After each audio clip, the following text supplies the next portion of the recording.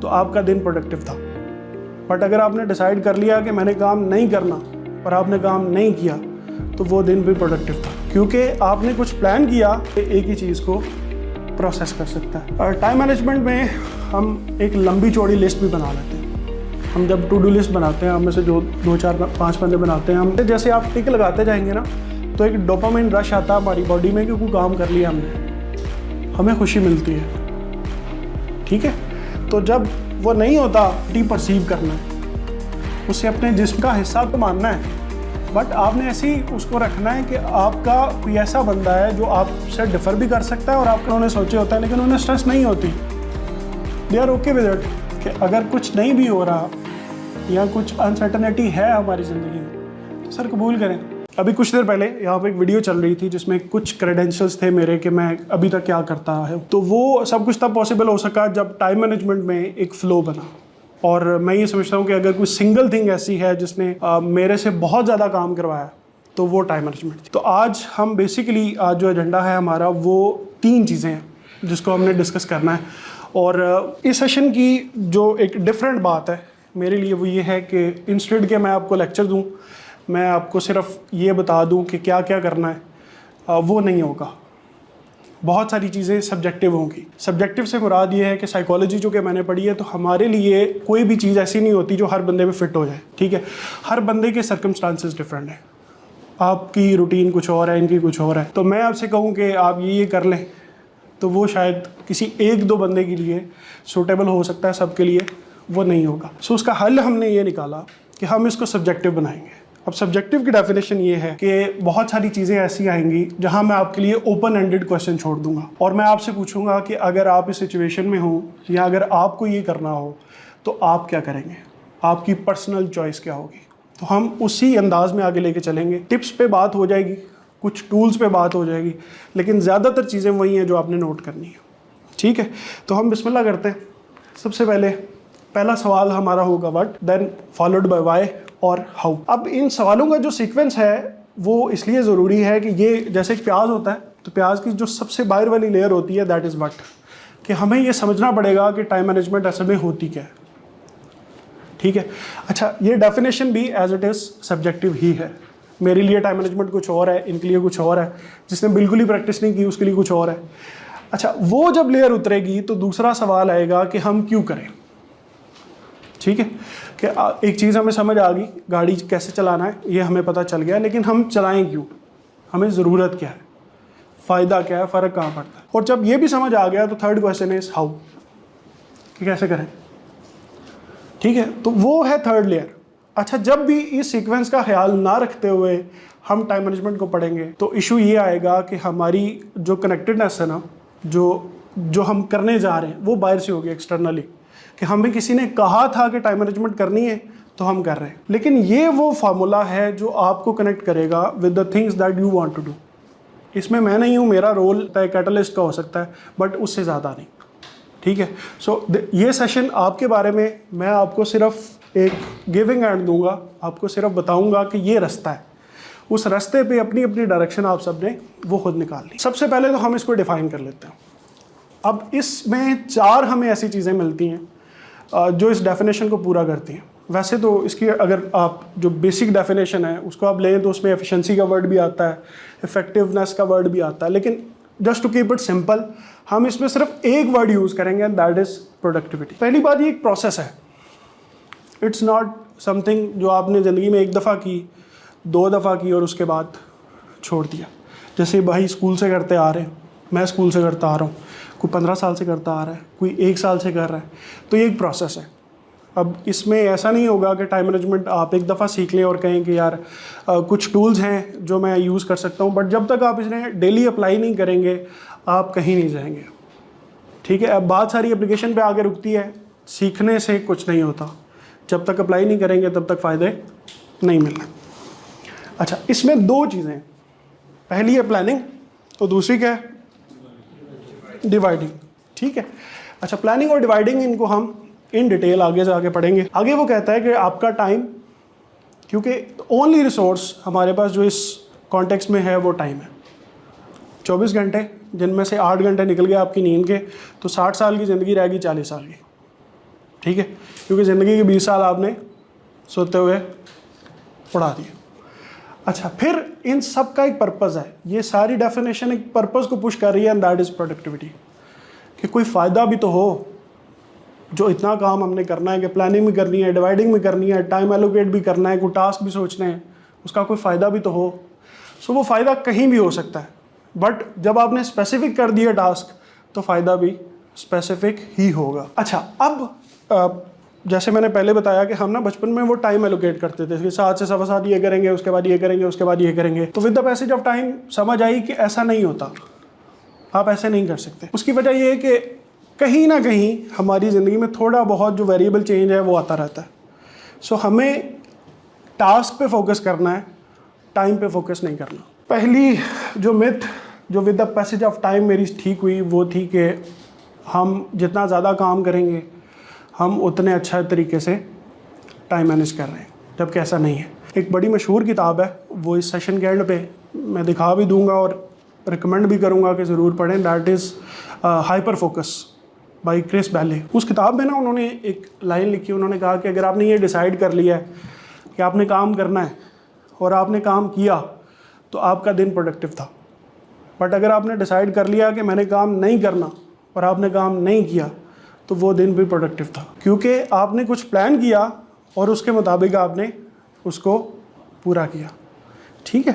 अच्छा, पहली बात, it's not about being busy, her time कुछ ना कुछ करते रहना, इट्स नॉट टाइम मैनेजमेंट। और ये भी नहीं है कि दिन के 24 घंटे आपने उनको स्केड्यूल करना है कि सुबह मैंने ये करना है, दोपहर को ये करना है। अच्छा, दूसरी बात, सब कुछ भी नहीं किया जा सकता।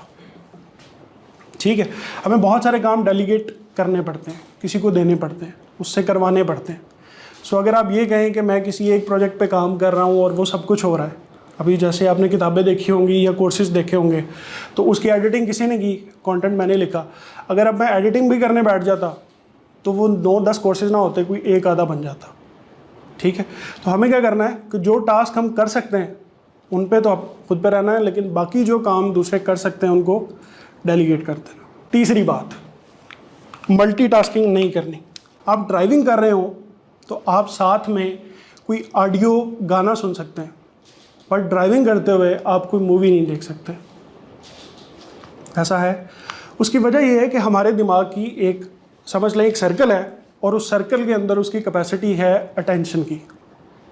ठीक है, उस अटेंशन में जो 2 टास्क फिल हो सकते हैं एट द सेम टाइम, जो अच्छे तरीके से फिट इन हो जाएंगे, वो दोनों अच्छे हो जाएंगे। बट ऐसे 2 टास्क जो उस सर्कल से बाहर जा रहे हैं, जैसे ऑडियो और ड्राइविंग, ये उस सर्कल के अंदर पूरे आ सकते हैं, क्योंकि एक पे हमें फोकस कम करना है और एक पे ज़्यादा। बट ऐसे टास्क जिन पे दोनों पे हमें फोकस करना है, मिसाल लें कि आपने मूवी भी देखनी है और किताब भी पढ़नी है, कर पाएंगे? नहीं होगा, क्योंकि दिमाग एक टाइम पे एक ही चीज़ को प्रोसेस कर सकता है। और टाइम मैनेजमेंट में हम एक लंबी चौड़ी लिस्ट भी बना लेते हैं। हम जब टू डू लिस्ट बनाते हैं, हम में से जो 2, 4, 5 बंदे बनाते हैं, हम पूरे दिन के जब टास्क लिखते हैं तो हम 20 टास्क लिख देते हैं। हम ये भी करेंगे, हम ये भी करेंगे, हम ये भी करेंगे, but end of the day हम हार्डली कुछ 6, 7, 8 टास्क होते हैं जो पूरे होते हैं, और 10, 12 ऐसे होते हैं जो नहीं हो सकते। अच्छा जी, अब आ गया एक सब्जेक्टिव क्वेश्चन। सब्जेक्टिव की डेफिनेशन समझ आ गई थी सबको कि हर बंदे का पर्सनल है, लेकिन एंड ऑफ द डे होती कुछ 2-4 चीज़ें हैं। जैसे कुछ काम जो हमने हर हाल में करने होते हैं, कुछ गोल्स, कुछ ख्वाब, कोई डेली रूटीन्स। अब आप सोचें कि आपको क्यों चाहिए टाइम मैनेजमेंट, क्यों चाहिए? काम सही से नहीं हो रहे इसलिए चाहिए, काम ज़्यादा बेहतर करने हैं या ज़्यादा इससे ज़्यादा करने हैं इसलिए टाइम मैनेजमेंट चाहिए। सो अपनी अपनी रीज़न लिख लें। अच्छा जी, अब है सबसे अहम सवाल कि करना कैसे है, और उसके लिए हमें सबसे पहले तो ये ढूंढना पड़ेगा कि वो कौन सी चीज़ें हैं जो हमें टाइम मैनेज नहीं करने देती। ये सारा कुछ पर्सन टू पर्सन वेरी करता हो।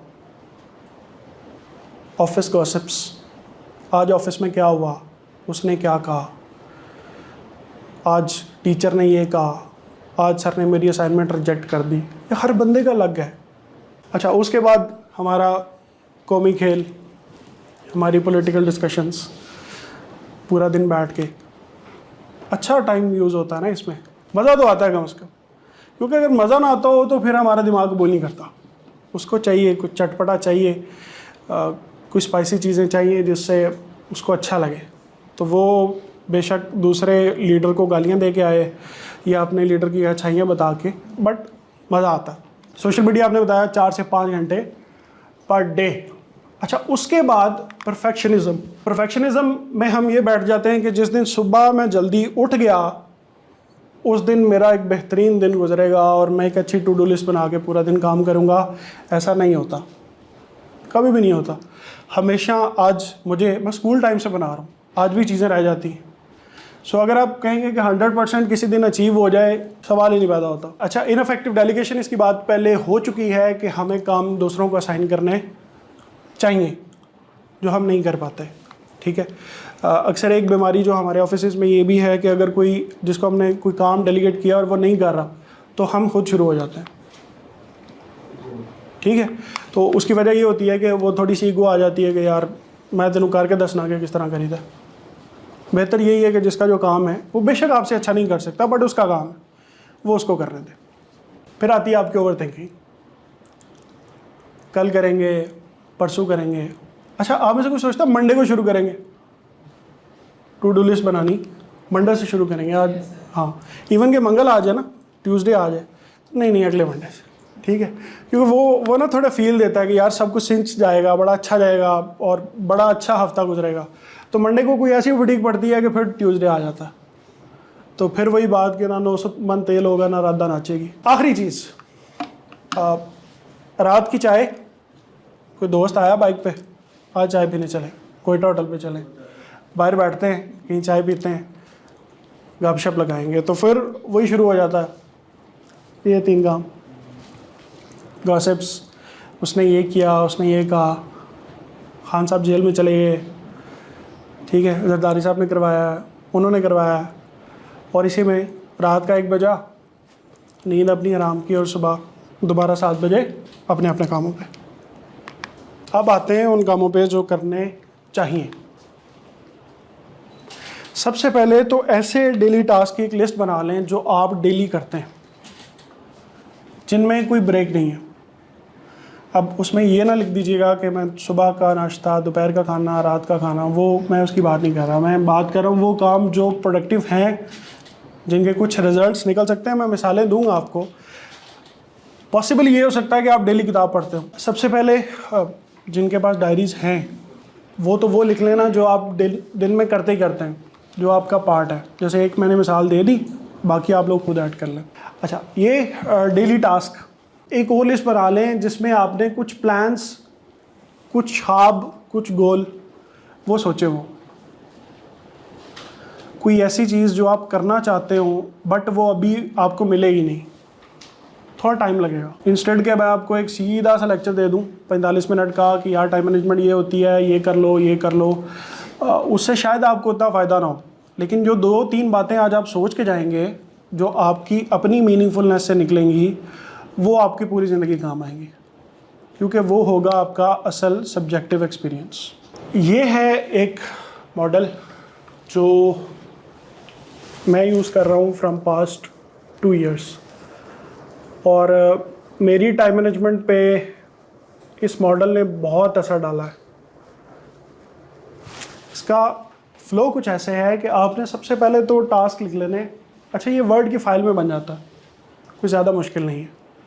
फॉलोड बाई कि आपने एक हफ्ते के अंदर करना क्या क्या है, और उसके बाद Monday, Tuesday, Wednesday, Thursday, Friday, Saturday onwards आपने उसको जितना जितना आपने किया उसको आप लिखते जाते हैं। हाँ, समझ में आ गई। जहाँ पे आप 0 रहे वहाँ पे आपने क्या करना है कि एक रेड साइन लगा देना है, ताकि आपको याद आता रहे कि ये आप नहीं कर पाए। तो इसको बना लें अपने लैपटॉप पे और वहीं पे रखें इसको। अब करना ये है कि जब आप इसको फॉलो कर रहे होंगे ना, इसकी एक साइंस है जो साइकोलॉजी बताती है। अब देखें, जब आपने टास्क एलोकेट कर दिए, उसके बाद आपने बता दिया कि मैंने इतना इतना काम करना है, तो जब आप मंडे को काम नहीं करेंगे ना सर, तो वो जो खाली खाने हैं ना, वो आपका पीछा करेंगे फिर। ठीक है, वो आपको याद कराते रहेंगे कि कोई काम रहता है। जैसे जैसे आप टिक लगाते जाएंगे ना, तो एक डोपामाइन रश आता है हमारी बॉडी में कि कोई काम कर लिया हमने, हमें खुशी मिलती है, ठीक है। तो जब वो नहीं होता तो फिर हमें दुख भी होता है कि यार ये एक इम्पॉर्टेंट काम था, आज नहीं हुआ। अच्छा, फिर इसका एक और फ़ायदा, जब आपने पूरा हफ्ता कर लिया तो एंड पे आपने एक बॉक्स देखा होगा, वो अचीवमेंट वाला बॉक्स है कि इस हफ्ते में कितने % काम हुए हैं। अब पहला फुल गया है, सेकंड किताब थी 13 से 18वां चैप्टर तक पढ़ना था, 24 चैप्टर पे जाके ब्रेक लगी सैटरडे को, ठीक है। तो आगे लिखा हुआ है 300%। ये लास्ट वीक का है, 21 से 26 अगस्त का। अब इससे क्या होता है, वो जब 300% पे जाता है तो क्या होती है, आपकी कैपेसिटी डेवलप होती है कि यार अगर मैं इतना पढ़ सकता हूँ ना तो थोड़ा सा पुश और करता हूँ। अब आते हैं उस आत्मा की तरफ जो कई लोगों को रोक के रखती है वो करने से जो हम करना चाहते हैं। अच्छा, ये बंदा देख रहे हैं आप, हाथी के ऊपर बैठा हुआ है। हमारे साइकोलॉजी के एक प्रोफेसर थे, वो दिमाग को और इंसान की जो आपस का रिश्ता है ना, उसको इस कॉन्टेक्स्ट में समझाते थे। वो कहते थे कि जो आपका हाथी है ना, वो आपका दिमाग है, और जो आप हैं वो ऊपर जो महावत बैठा हुआ है वो आपकी अपनी ज़ात है। अब मुझे बताएं कि क्या आप उस हाथी को ज़बरदस्ती किसी ऐसी जगह लेके जा सकते हैं जहाँ आप चाहें और आपका हाथी ना चाह रहा हो कि जाना है? क्या आप उसे फोर्स कर सकते हैं किसी ऐसी जगह पे ले जाने के लिए जहाँ उसका अपना दिल नहीं है? हाथी के मुकाबले में आपकी एफर्ट कितनी की हो सकती है, कितना की पुश कर सकते हैं उसे, बट यहाँ पे आपको प्ले करनी पड़ती है थोड़ी सी साइंस, ठीक है। आपको हाथी को वो दिखाना पड़ता है जो उसको चाहिए, और इसके लिए साइकोलॉजी ने डिवाइस किए कुछ टूल्स, कुछ मेथड्स। अब जैसे एक है पोमोडोरो। अब अगर आप अपने दिमाग से बैठ के ये बात करें कि यार किताब खोलते हैं और अगला 1 घंटा जो है वो बुक रीडिंग का है, ठीक है। सो उस मोमेंट पे क्या थॉट आती है? नहीं होगा, बहुत लंबा टाइम, या हम शुरू भी कर लें तो 5 मिनट बाद बस हो जाती है। सो उस हाथी को पुल करना इटसेल्फ ये बहुत मुश्किल टास्क है, लेकिन वहाँ पे आपको चाहिए होते हैं कुछ टूल। जैसे पहला ये क्या कहता है, ये कहता है आप उसे पूरा टास्क ना दें, उसे कह दें कि 2 मिनट तू इधर चल, फिर जब तू कहता है मैं चलता हूँ। उसे अपनी मंजिल तक ना लेके जाएं, उसे रास्ता, सिर्फ रास्ता दिखाएं कि यहाँ तक आना है। यार मैं 10 मिनट किताब पढ़ लेता हूँ, उसके बाद छोड़ दूँगा। अब जिसके सामने 1 घंटे का ऑब्जेक्टिव था, उसके लिए 10 मिनट एक अच्छी नेगोशिएशन है, वो कर लेगा। अगर 10 मिनट भी मुश्किल है तो 5 मिनट रख लें, 5 मिनट ठीक है, इट्स नॉट डिफ़िकल्ट। हमारा दिमाग इतना कबूल कर लेता है, तो फिर उससे वो करवाएं। उस हाथी को ट्रेन करना पड़ेगा, वो ऐसे नहीं चलेगा। दूसरा काम, 5 सेकंड रूल। अगर आपने कोई भी ऐसा काम करना है जो आपको फील हो रहा हो कि यार ये मुझे मैं नहीं कर सकता, या मेरे लिए मुश्किल है, या दिल नहीं मानेगा, सर विद इन 5 सेकंड उसका फैसला कर लें। आपका दिमाग जब भी कोई नई थॉट आती है उसको फ़ौरन प्रोसेस करता है, हो सकता है, नहीं हो सकता, मुश्किल है, आसान है। लेकिन 5 सेकंड से पहले अगर आप डिसाइड कर लें तो उसके किसी रिजल्ट तक पहुंचने से पहले आप एक्शन ले चुके होंगे, ठीक है। आप उससे लड़ नहीं सकते, ये फॉर श्योर है, क्योंकि विल पावर हमारी इतनी नहीं है कि हम उससे वो काम करवा लें जो वो नहीं चाहता। सो आप करें क्या कि आप विद इन 5 सेकंड अपना डिसीजन ले लें। थर्ड, सर उसको कोई रिवार्ड दे दें जो उसकी पसंद का हो, लेकिन उसे कंडीशन कर दें कि जब मेरे वाला काम होगा तो उसके बाद। जैसे बच्चों को नहीं हम करते कि ठीक है आप आधा घंटा पढ़ लो, ये वाला चैप्टर पढ़ लो, उसके बाद ये मिल जाएगा, उसके बाद मैगी मिल जाएगी, उसके बाद चॉकलेट मिल जाएगी। वो क्यों करते हैं सर? क्योंकि उसको हमने कंडीशन कर दिया है विद समथिंग दे लाइक। और प्ले कौन कर रहा है? उनका दिमाग। तो वही रूल हमने अपनी ज़ात के साथ लगाना है कि ठीक है मैं इतना टाइम काम करूँगा, but end of the day मुझे ये मिलेगा। और वो कुछ ऐसी चीज़ होनी चाहिए जो बाकी आपको थोड़ी बहुत एक्साइट करती हो। ये 2 किताबें अगर आपने टाइम मैनेजमेंट सीखनी है तो ये 2 किताबें ज़रूर पढ़ें। इसका तर्जुमा भी अवेलेबल है, उसका नाम है आसान टाइम मैनेजमेंट, सैयद इरफान अहमद। ये तकरीबन 100 पेजेस की है और वो 250 पेजेस की।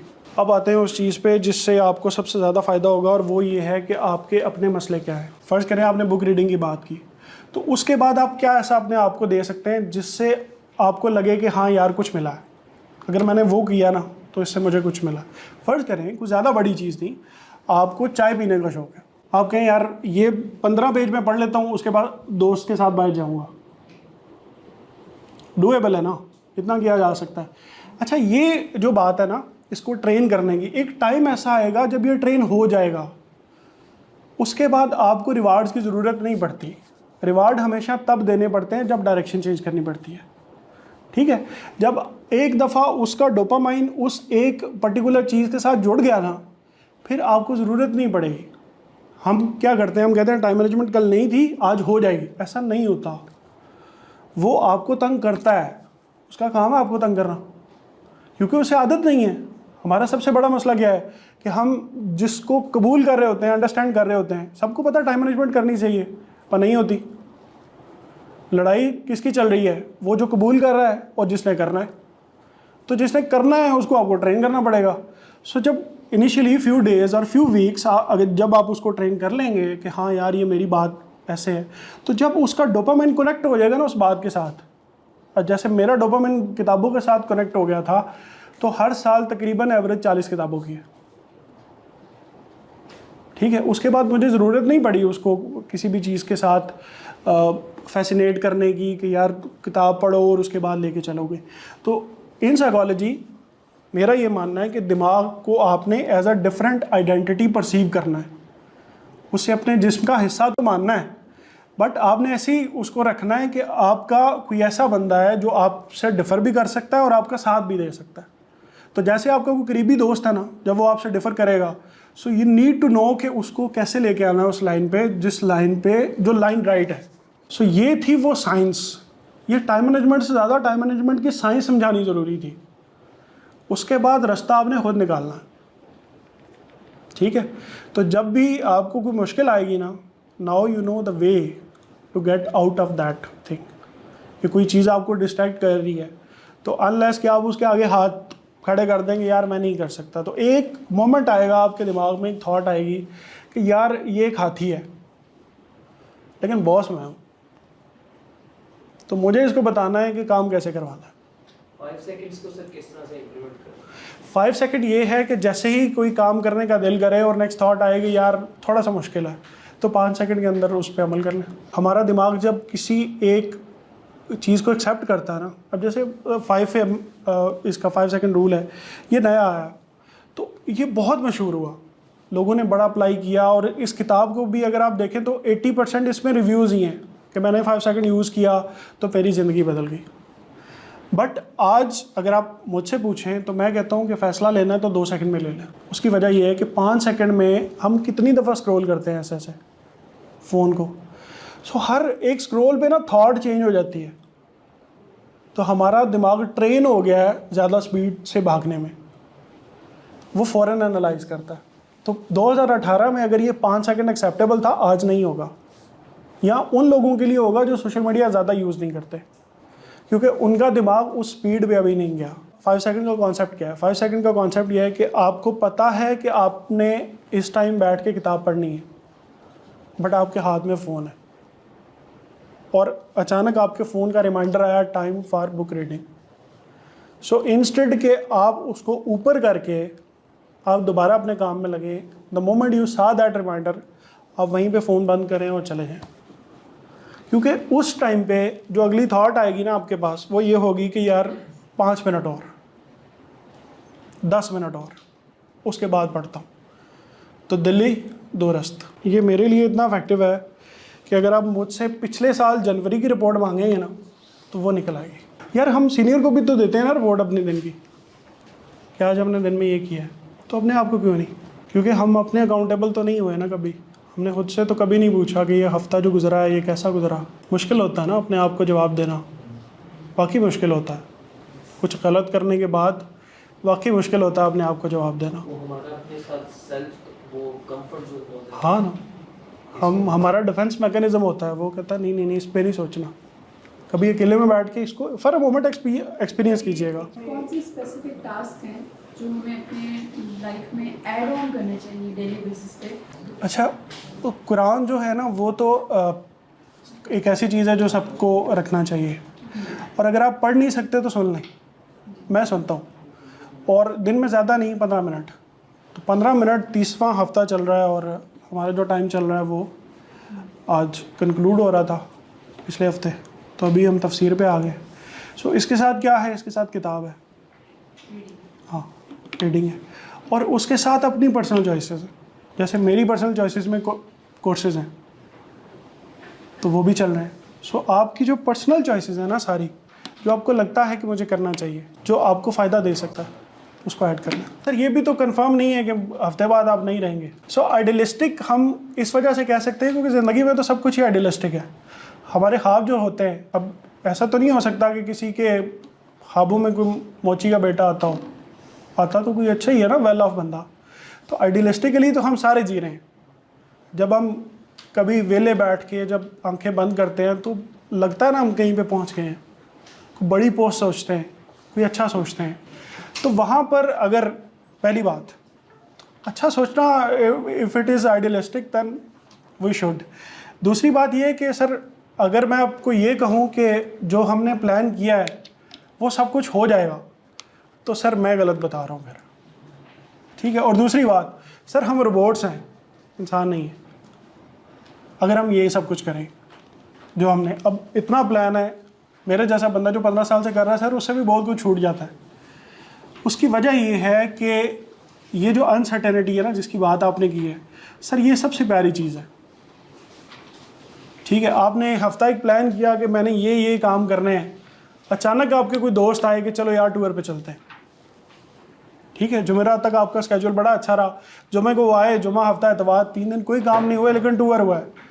सर वो अनसर्टेनिटी, वो जो काम नहीं हुए सर, उसकी वजह से कोई वैल्यू तो ऐड हुई ना, ठीक है। और दूसरी बात सर, फौजी रवैया, वो जैसे आप MBTI से भी वाकिफ़ होंगे, उसमें 2 चीज़ें होती हैं साइकोलॉजी में, एक होते हैं जजर और एक होते हैं परसीवर।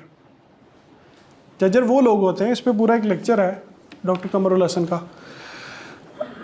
उसमें वो ये कहते हैं कि जजर वो होता है जो हर टाइम ऑर्गेनाइज्ड रहने की कोशिश करता है, और परसीवर वो होता है जो फ्लो के साथ चलता है। जैसे हम बात कर रहे थे कि यार काम अगर होगा तो स्ट्रेस नहीं होगी, लेकिन ऐसे भी तो लोग हैं जो काम नहीं करते पूरा जो उन्होंने सोचे होता है, लेकिन उन्हें स्ट्रेस नहीं होती, they are okay with it. कि अगर कुछ नहीं भी हो रहा या कुछ अनसर्टनिटी है हमारी ज़िंदगी में तो सर कबूल करें।